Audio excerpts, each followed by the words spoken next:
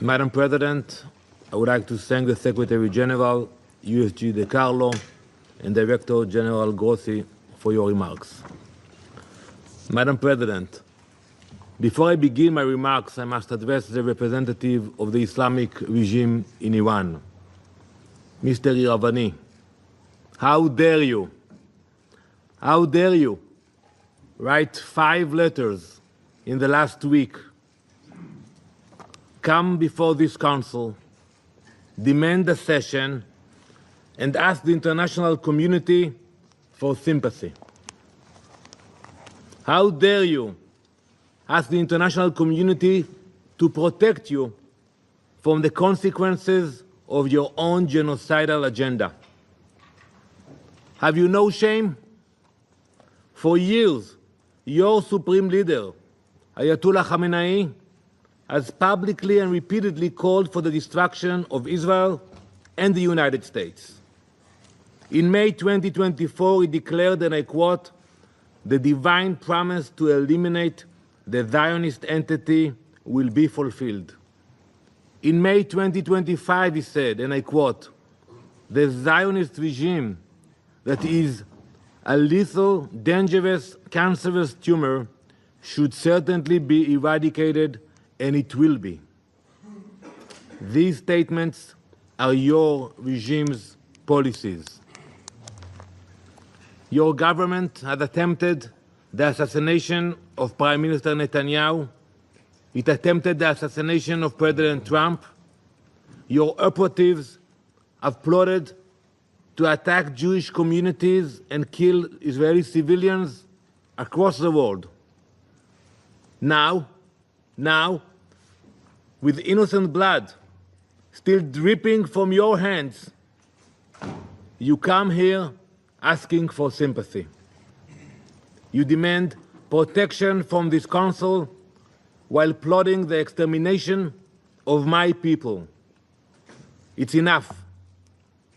Enough with the performances. Enough with the theater. How can this council allow the representative of a regime that funds, arms, and orchestrates terror across the world to come here and play victim? It's like a wolf complaining when the shepherd fights back to protect his flock. So innocent. Mr. Iravani, please clarify to us. Do you support the destruction of Israel, a UN member state? Do you support the assassination of our elected leaders? If you do not, say so. We are all here, waiting.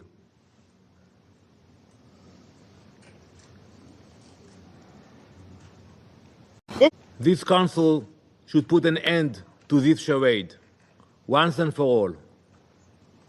Mr. Iravani, you are not a victim. You are not even a diplomat. You are a wolf pretending to be a diplomat. And we are done pretending otherwise.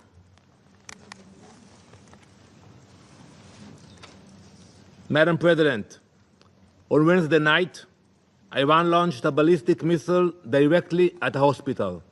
And by the way, I listened to your word. You mentioned that we attacked hospitals.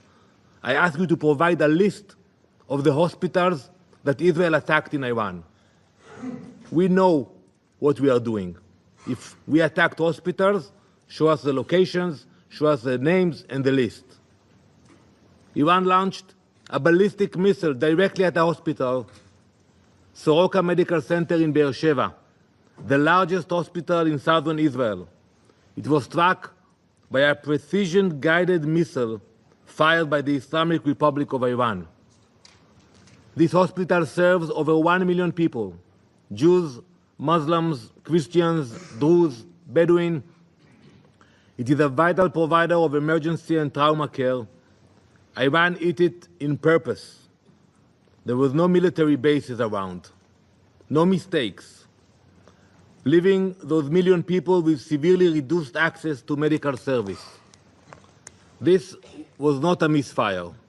This was not a mistake. Iran has proven its ability to strike strategic targets with accuracy. This was a deliberate act. It is a blatant violation of international law, a war crime, and a calculated attempt to murder the most vulnerable. Let this Council understand what that missile really signified. That no one is safe. That if Iran will target a hospital with a ballistic missile, it will target anyone, anywhere, with anything they have. Today it was Beersheba.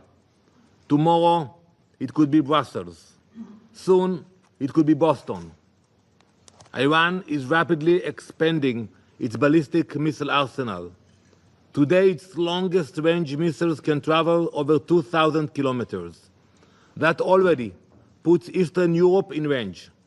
But Iran is not stopping there. Iran is developing missiles with a range of over 4,000 kilometers. That would place every European capital, London, Paris, Berlin, Rome, within striking distance. And when that milestone reaches, what comes next? New York, Washington, the US entire East Coast. Before Israel took action, that reality was approaching faster than you could imagine.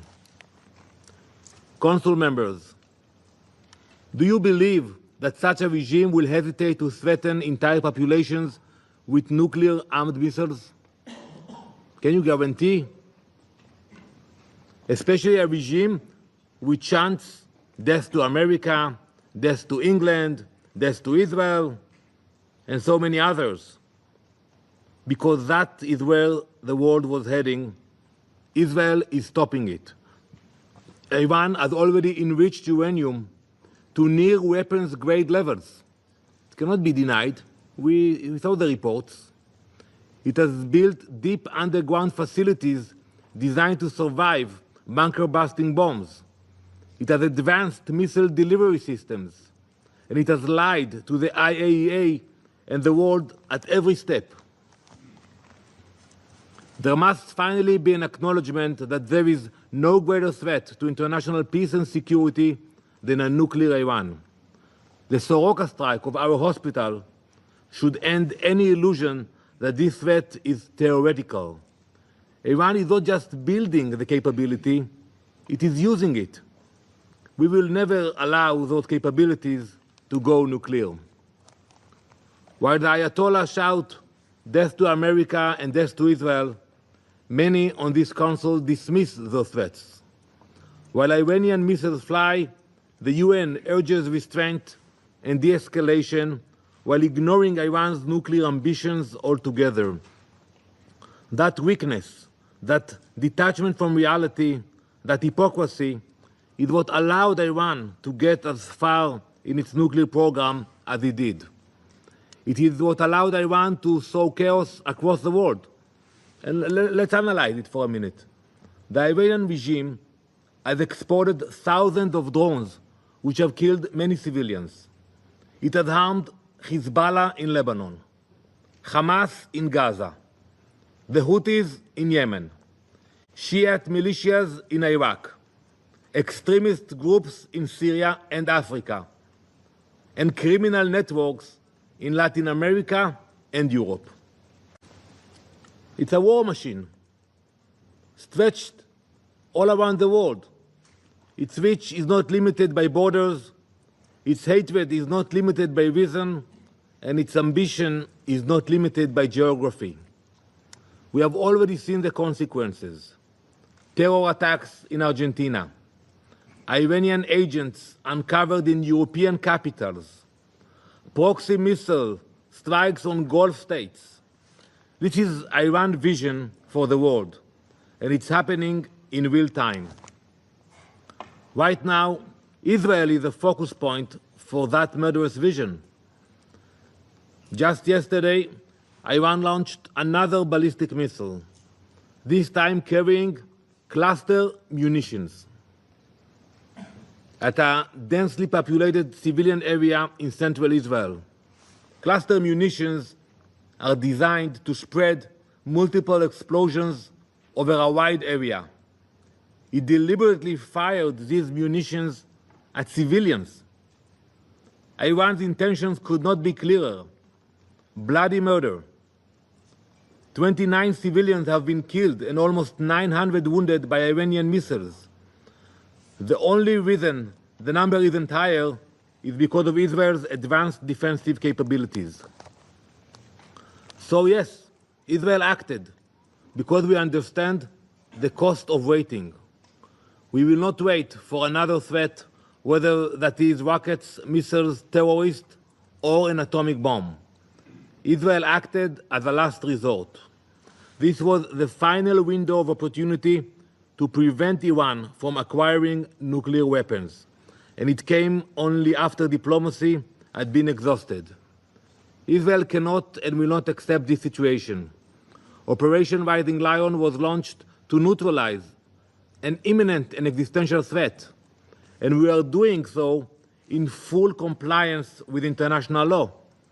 Israel is strictly following the law of armed conflict, including the rules of distinction, proportionality, and precautions in attacks. That's why I'm waiting for the report about the hospitals. Our strikes are aimed at military objectives based on reliable intelligence. Every measure is taken to minimize harm to civilians. Iran launches indiscriminate barbaric missile attacks. They deliberately target population centers. This is the difference between a democracy acting in defense of its people and a brutal regime targeting civilians.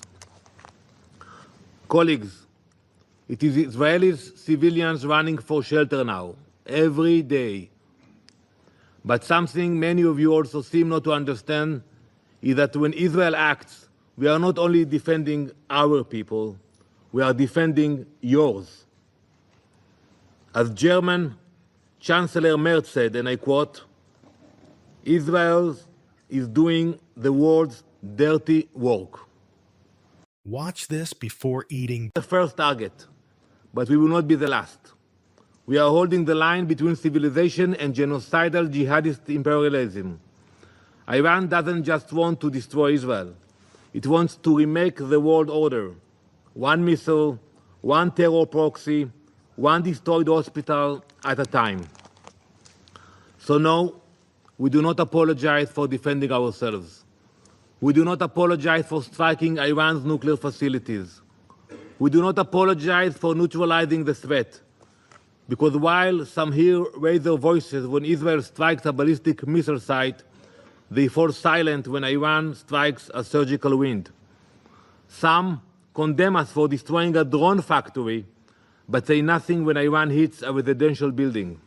That is not balance. That is moral collapse. We are doing what this council should have done long ago. We are acting where the international community hesitated. We are stopping a threat that endangered the entire world. Though our homes, our families, and our children are under threat, we will not stop. Not until Iran's nuclear threat is dismantled. Not until its war machine is disarmed. Not until our people and yours are safe. This is not just Israel's fight. It is the world's fight, and if no one else will fight it, we will. Thank you, Madam President. I thank Israel for his statement.